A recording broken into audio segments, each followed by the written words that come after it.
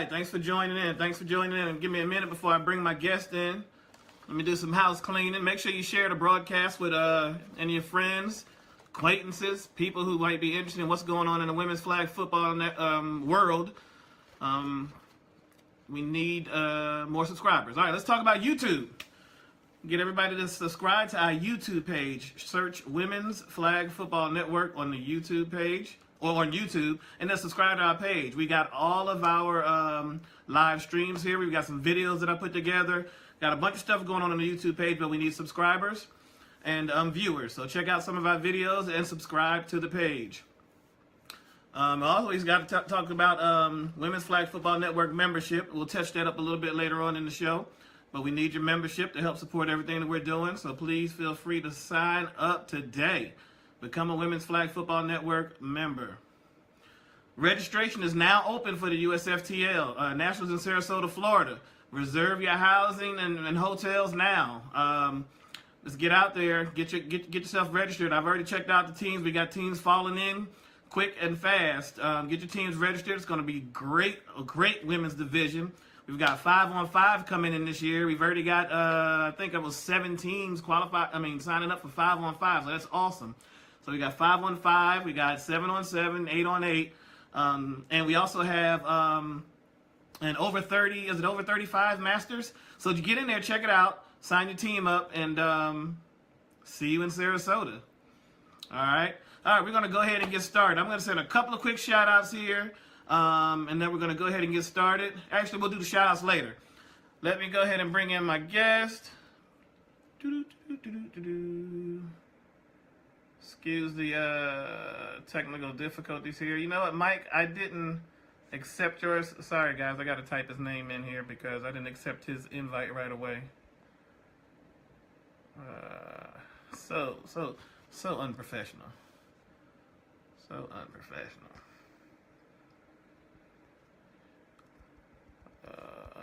Let's see if I spell his name properly. I'll probably be able to see it.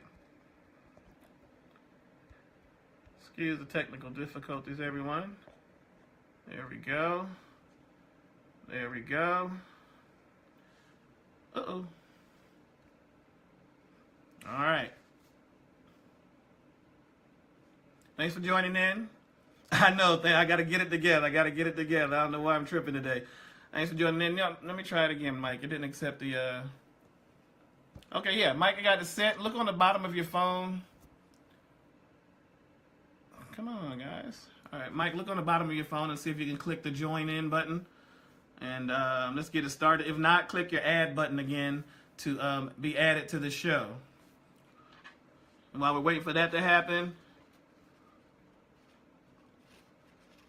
I know, right, Jaya?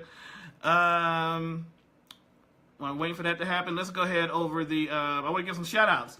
So we're going to give a shout out to Jonah Shao from Los Angeles. She by far is the largest contributor to the Women's Flag Football Network. She just sent in another great donation. We wanted to give her a shout out and say thank you, Jonah, for your support. Big time. Also want to give a shout out to Sean Banks. If you were at WITC last year or in April, Sean jumped in and was one of our officials. Thanks, Mike. I got you there. Sean jumped in and was one of our officials. There in the midst of all those fires going on in California, the smoke is killing them. And we just want to give a shout out to Sean. Hope everything is going all right with you, my brother. And we wish you the best and want you to be safe out there. All right, we're waiting for Mike to join in. We got the connection going through.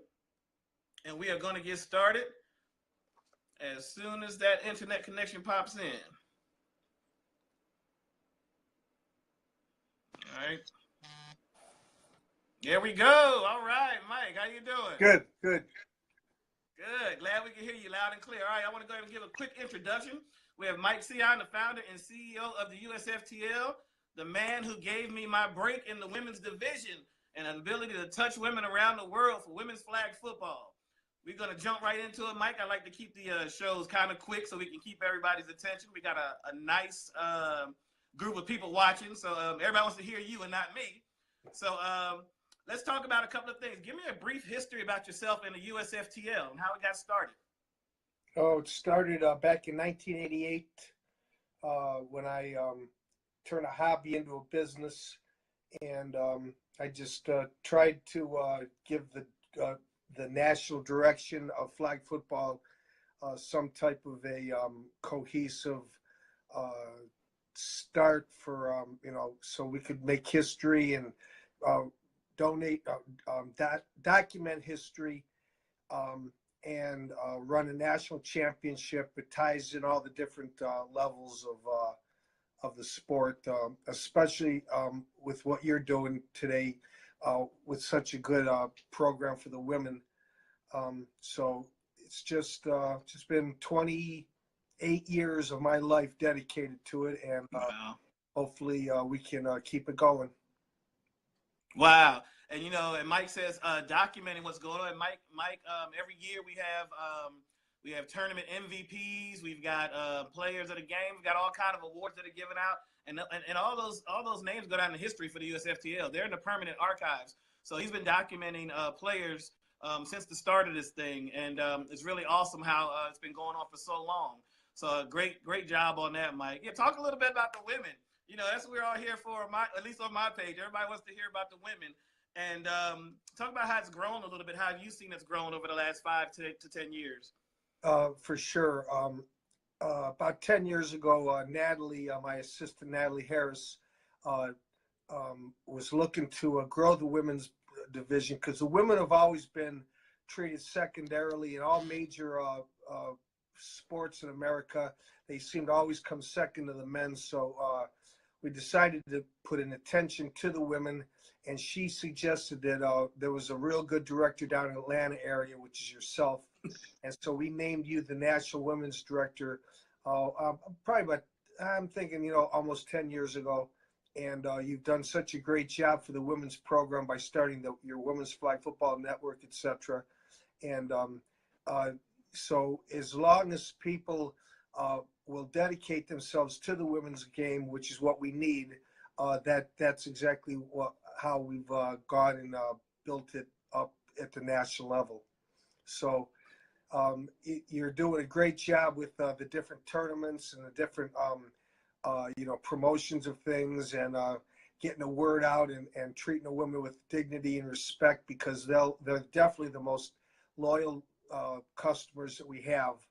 And it's just a great program for the women, and you're doing a great job leading the way, Norman.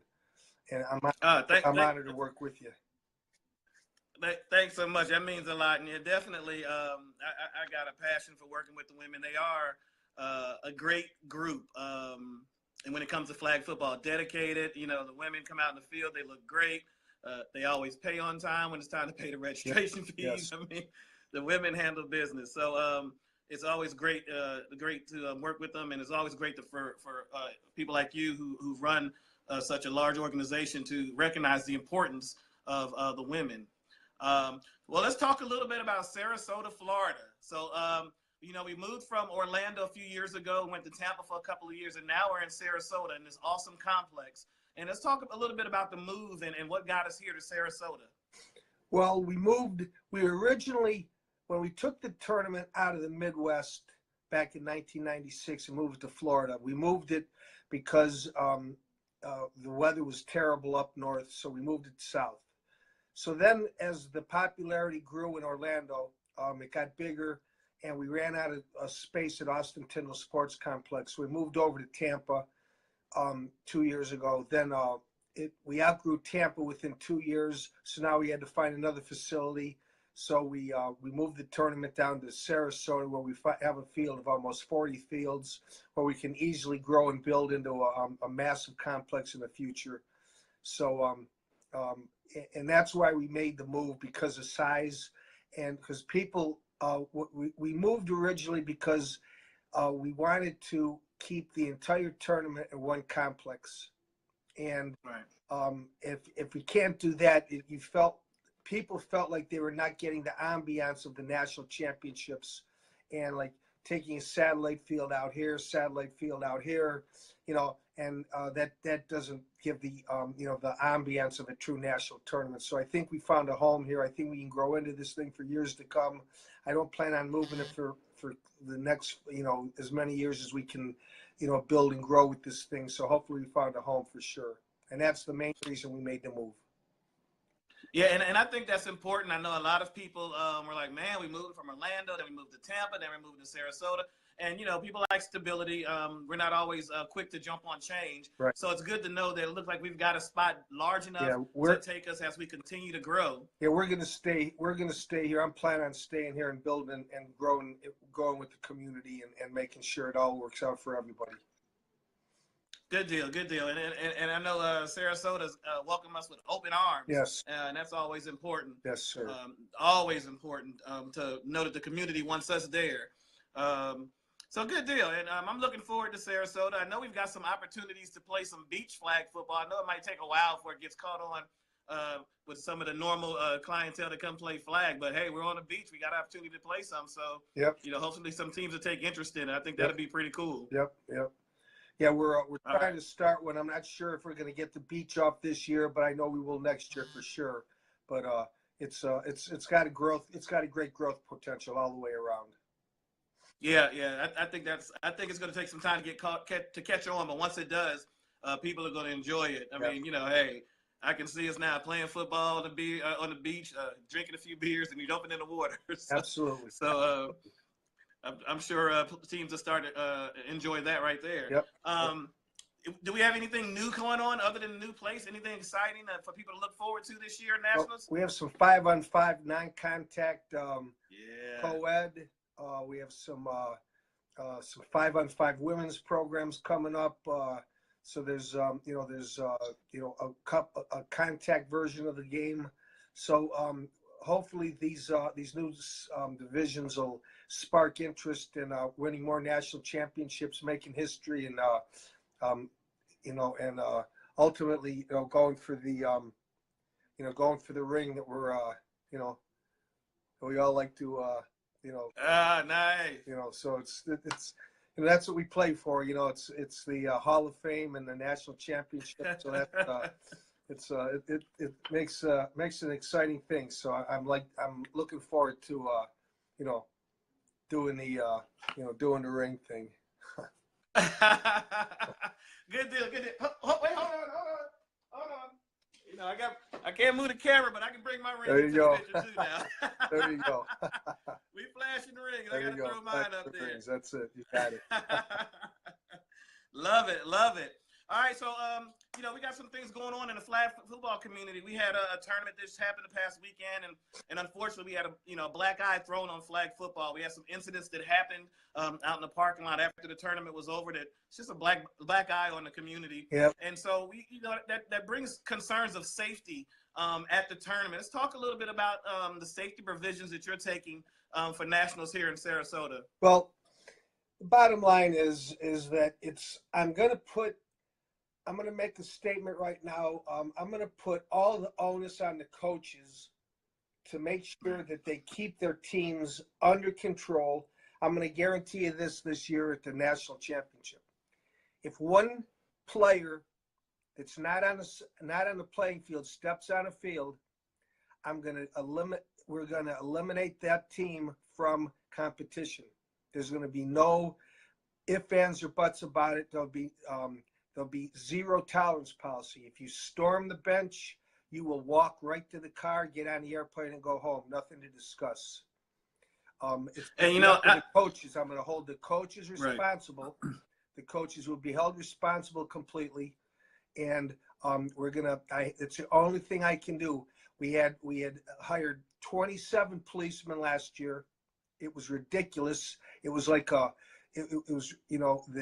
we have to hire that much for a sporting event, and it's craziness. So I'm going to put it on the coaches to control their players, and they will control their players. I promise you, because I'm going to tell the referees, end the game, double forfeit, walk off the field, close the game up, because we're not going to stand for any shenanigans, any negative, any fights, any storm in the field, any of that stuff. So hopefully they'll just come there, play flag football, have fun, shake hands, be honorable, be respectful men and women and youth and hopefully we can have a great national championship, the best one ever. I'm expecting the best ones ever. And you know, and a lot of people think that's kind of harsh. They have to take a step back and look at it from another point of view. All of us go to work Monday morning or Tuesday morning after the tournament. We don't need to be showing up with cuts and black eyes and if just injured for fighting over flag football. We all love the sport. I got more passion in this sport than anybody. That's right. I'm not ready to go out here and start fighting and taking people out. That's right. So I can appreciate the move, because this move is all about protecting the players. These players are your clients. That's right. And you have to protect your clients, and it's all about protecting these players. And so, you know, I can appreciate that. And I mean, if you want to, if they want to play, if they want to fight in the MMA, I'll give them David White's phone number. You know, I don't do the MMA, so we do flag football. So good deal. So good deal. So good deal. Hey, you know, I'm not going to talk about. I got to vent about the fighting and all that. It's just such a black eye, because you know, flag football is a beautiful sport to me. You come out there, if you like athletics, if you like sport, you come out there and check out flag football tournament, and you can make a day out of it. You can pull up a beach chair and watch teams nonstop and enjoy it. And the last thing we want to do is put a black eye on the sport. Coming from a person from my position, you as well, that causes us to, or it kind of hurts us if we're trying to grow the sport, if we can't get corporate sponsors and people to invest in the sport because they worry about fighting. I know people who are not in the management, so to speak, area of the sport. That doesn't concern them directly, but it does. It does affect what we can do for you. And one of the other things I'm going to jump on, and I'm not going to get a lot of positive response about it, but it's what I believe is a lot of times when we offer money for these tournaments, it changes the perspective of the tournaments. I know people like to win money. I can understand that, but it also brings a different element. It brings in, to me, it just brings out the ugly side sometimes that people bring with them trying to win money instead of winning a trophy, instead of getting the recognition. They want to win that money, and it changes things because they expected to win. Now they go home and they're not winning, and now, you know, they want to take their frustration out on somebody because they didn't get the money. And, you know, I'm not down in money tournaments. I had a talk about this with another friend of mine in Texas, how we feel about Dennis Friels, you know, Dennis, and how we feel about having money in the tournaments. And it's one of the reasons why I don't want to put money in mine. I don't want to change the love of the sport. You know, when you come out there and you know you're not winning money, you're going to win a trophy. It's all about the love of the sport at that time. And that's what the beauty is of flag football. So I like the way that you've consistently stayed in that lane and haven't diverted to try to compete with other people who are trying to do things that are different to bring in more fans or bring in more players, when in essence, in some ways, it's muddying the waters a little bit here for a sport that's as beautiful as flag football. So that's my 2 cents. I'm not going to get into it. I've been talking about it so much for the last couple of months, and it's just this past weekend just made me, you know, realize that, you know, what I was thinking and what I feel is it kind of goes hand in hand. Well, what I feel about that is that the only type of level that they should play for money at all is at the A level, number one. We do offer a level of play at the A level where they can donate money to the cause if they want to play for money. I don't demand that they play for money. So, because everybody does not play the game for money. There's no doubt about that. Right. Some people do, some people don't. So it's we let the people play. You know, they put in that the cash option. We let them put as much as they want to the cash option. If they don't want to put it in, then they're not playing for money. So I like to let people make their own choices. I don't like to demand on people, and it's worked out so well so far, so good so far. So we're going to keep that. We're going to keep that model going because it's worked for years and years, and it's a model that it's worked well for us. So we'll still offer money, but it'll be offered at an optionable option. Right. And I agree with that because, I mean, from what I've seen in the women's division, I can't speak for the men. When I've seen in the women's division, I don't recall many teams actually going on and paying for the cash option. They come out there to play and for the love of the game. They really do. Most of our teams that play for the national championship are playing exactly what it's for the national championship, for the history. Right. To win that Hall of Fame nomination, to go down in history as one of the greatest teams in ever. And that's why these guys are playing the game, and that's why these girls are playing the game, and these kids are playing the game for those reasons and those reasons alone. Good deal, good deal. I wanted to bring up the fact, and I've talked about it before, but why I got you on here is we had our first women's league out on the West Coast. It was USFTL sanctioned, so I thought that was pretty cool. We had the LA Sportsnet that were sanctioned for the USFTL, and I'm looking forward to us growing more and more on the West Coast. Right. You and I have talked in the past about throwing some tournaments out there and bringing the USFTL field out to the West Coast. I know that some of the teams that came out and participated in my tournament, they got the USFTL field out there in Vegas. Right. And we just do it differently. We do it in a way that really caters to the clients. That's and I'm going to bring that to the other side of the country. Absolutely. And so I'm excited about that. And I know you are as well. And those are some of the things that are going on. I do have an announcement. I want to announce that I have created a relationship, and the MCFFU has now come under the jurisdiction of the USFTL. And they're now sanctioned. The MCFFU is now a sanctioned program under the USFTL guidelines. So we're going to be working with Jay Jones and Reggie Tisdall in a close proximity of working together and adopting their programs into our programs and working together with them once and for all. It's been a long time coming. That's a good group of men that have loved the game for a long time. And I just want to say nothing but good stuff about those guys. So we finally worked out a deal. Yeah, I didn't get a chance to talk to you about that in advance, so I didn't want to just throw it out there, but I knew that was out there, and I'm glad you went on and piggybacked that, because that is huge.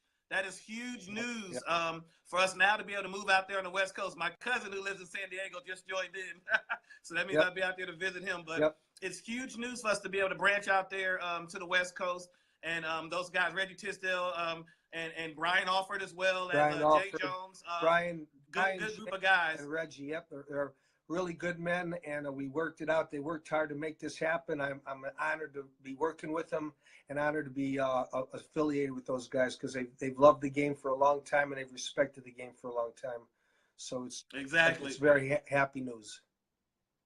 Exactly, man. I can only imagine where we're going to be at 5 years from now. It's time to take over the world. It's time to take over the world. So, but hey, look, I've already gone overtime. It was great having you on the show, Mike. I really appreciate it. I'm sure the women's teams, we've got more than women's teams watching us now, so they just wanted to see you talk about what's going on. So I might need to have you on every week to bring up my viewership. I'd be honored. I'm very honored to have me on here today. So I thank you very much, Norman. You're a good man, class act all the way around. You're great. All right, thanks a lot.